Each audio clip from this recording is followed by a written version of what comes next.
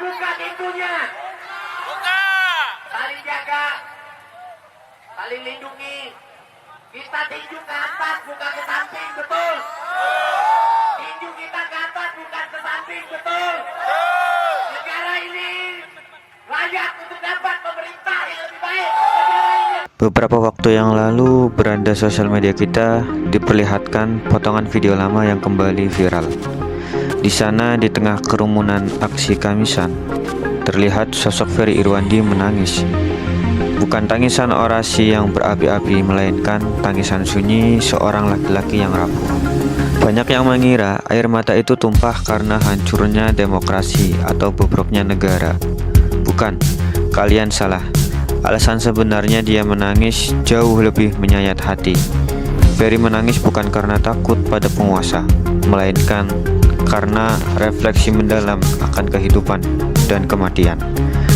Hari ini saya ingin mengajak teman-teman yang memiliki anak-anak Gen Z atau Gen Z itu sendiri yang sering merasa paling tersakiti untuk duduk tenang dan mendengarkan. Ada pelajaran brutal tentang kehidupan di balik dada bidang Ferry Irwandi.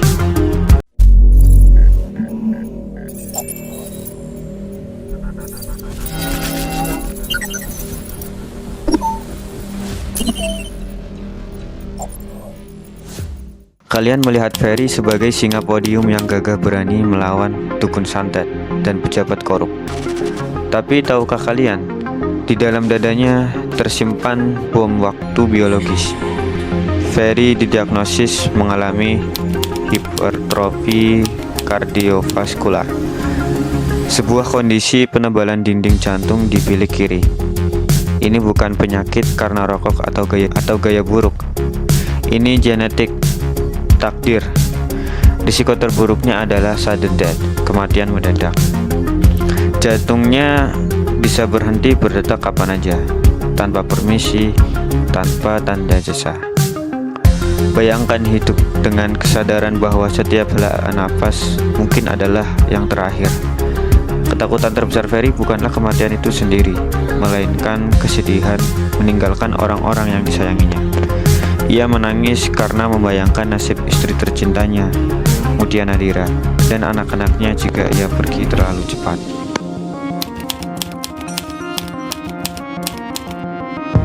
Dalam ilmu psikologi, apa yang dialami Ferry dijelaskan melalui terror management teori. Teori ini menyatakan bahwa kesadaran manusia akan kematian yang tak terelakkan menciptakan kecemasan eksistensial yang luar biasa. Manusia biasa akan merespons kecemasan ini dengan depresi atau penyangkalan, denial. Tapi Ferry, lelaki yang waktu SD dicek memiliki IQ 145 atau jenius, ini memilih jalur simbolik immortality, keabadian simbolik. Ia sadar tubuh fisiknya mungkin gagal, maka ia membangun tubuh lain yang abadi, yaitu karya dan manfaat. Ferry bekerja keras membangun Malaka Project, mengedukasi jutaan orang, dan berdikari secara finansial dengan kecepatan penuh, bukan karena dia serakah. Dia sedang membeli masa depan untuk keluarganya. Dia memastikan bahwa jika besok jantungnya berhenti, anak dan istrinya tidak akan kelaparan, dan ilmunya tetap mengalir menjadi amal jariah. Ini adalah bentuk pertahanan diri paling elegan. Dia tidak cengeng. Dia tidak menyalahkan Tuhan kenapa aku sakit. Dia mengubah teror kematian menjadi bahan bakar roket untuk produktivitas. Sekarang izinkan saya bicara keras pada kalian. Lihat diri kalian. Jantung kalian berdetak normal, paru-paru kalian sehat. Tapi kenapa mental kalian begitu lemah? Dikit-dikit healing, ditegur atasan dikit kena mental breakdown. Susah cari kerja dikit, nyalahin pemerintah dan oligarki. Kalian punya waktu 24 jam yang sama dengan Ferry, bahkan dengan tubuh yang lebih sehat. Tapi apa yang kalian hasilkan selain keluhan di status WA? Malu sama detak jantung Ferry yang rusak.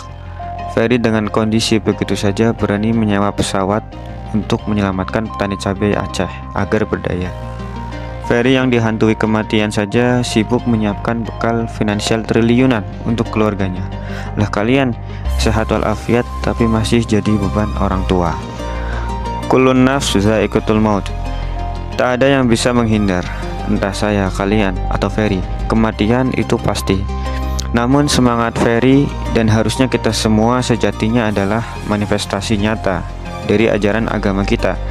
Rasulullah SAW bersabda dengan hadis riwayat Al-Hakim, yang artinya manfaatkan 5 perkara sebelum 5 perkara. Waktu mudamu sebelum datang waktu sakitmu, masa kayamu sebelum masa kefakiranmu, masa luangmu sebelum masa sibukmu, dan hidupmu sebelum datang matimu. Ferry sedang mengamalkan hadis ini secara brutal. Dia tidak menunda amal soleh. Dalam Islam, kita juga diajarkan jika kiamat terjadi di tangan salah seorang di antara kalian ada bibit korma, maka jika ia mampu menanamnya sebelum kiamat itu terjadi, maka hendaklah ia menanamnya. Ferry Irwandi sedang menanam bibit kurma itu berupa edukasi, bisnis, dan advokasi sosial. Meskipun kiamat kecil atau kematian sudah membayang di pelupuk matanya. Semua keputusan ada di kalian. Boleh setuju, boleh tidak. Silahkan komen di bawah. Sampai ketemu lagi di video selanjutnya.